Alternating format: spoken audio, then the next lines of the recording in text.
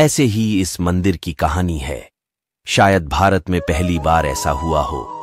कहानी तो आपने बहुत सारी सुनी होगी, पर ऐसी हैरान कर देने वाली कहानी आप पहली बार सुन रहे हैं।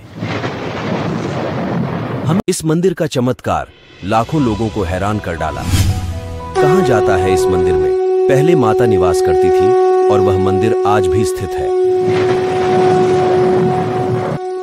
आपने बागेश्वर धाम के बारे में तो सुना ही होगा, लेकिन शायद आप भूल गए हो।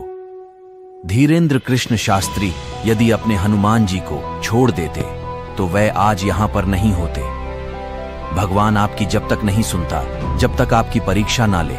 जब आपकी परीक्षा भगवान ले चुका होगा, तब भगवान ऐसी आंखें खोलता है कि आपकी किस्मत ही बदल जाती है। इसलिए कहते हैं भगवान पर भरोसा रखो।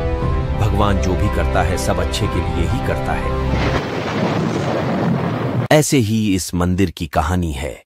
शायद भारत में पहली बार ऐसा हुआ हो। कहानी तो आपने बहुत सारी सुनी होगी, पर ऐसी हैरान कर देने वाली कहानी आप पहली बार सुन रहे हैं।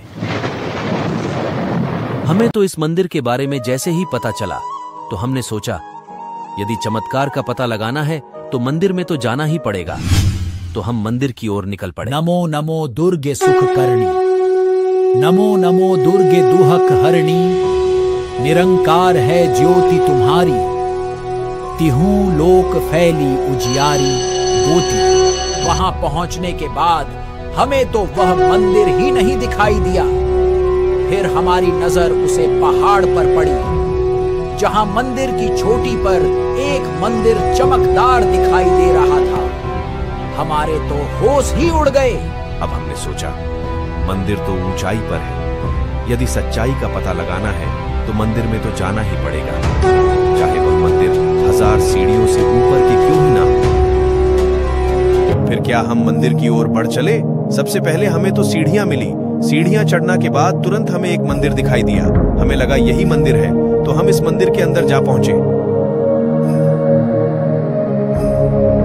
हमने वहां देखा मंदिर तो पूरा खाली है। फिर हमने बाबा से पूछा ये मंदिर तो पूरा खाली है। तो बाबा ने बताया कि वह चमत्कारी मंदिर ऊपर चौक लगभग 500-600 सीढ़ी के स्थित है।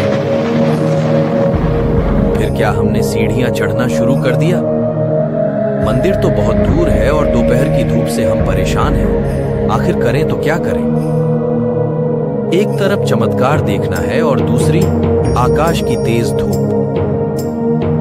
हमें तो इतना तो समझ में आ ही गया कि यह काम बहुत मुश्किल है, लेकिन हमने हार नहीं मानी और अपने कदम आगे बढ़ाते रहे।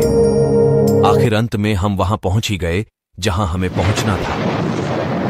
फिर हमने अपने मन ही मन सोचा जोर से थक चुके हैं तो छोड़ा था, आराम क्यों ना कर ले। 500-600 सीढ़ी चढ़ने के बाद यह कोई मामूली काम नहीं है। जब हम ऊपर पहुंचे तो हमें सबसे पहले चारों तरफ गहराई नजर दिखाई दी।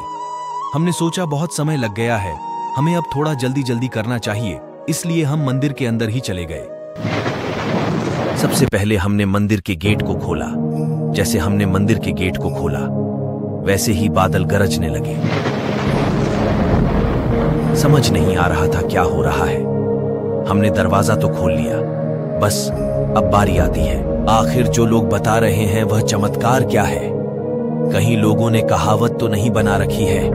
हमें भी यही लग रहा था, पर हमने जो चमत्कार देखा तो हमारे तो होश उड़ गए।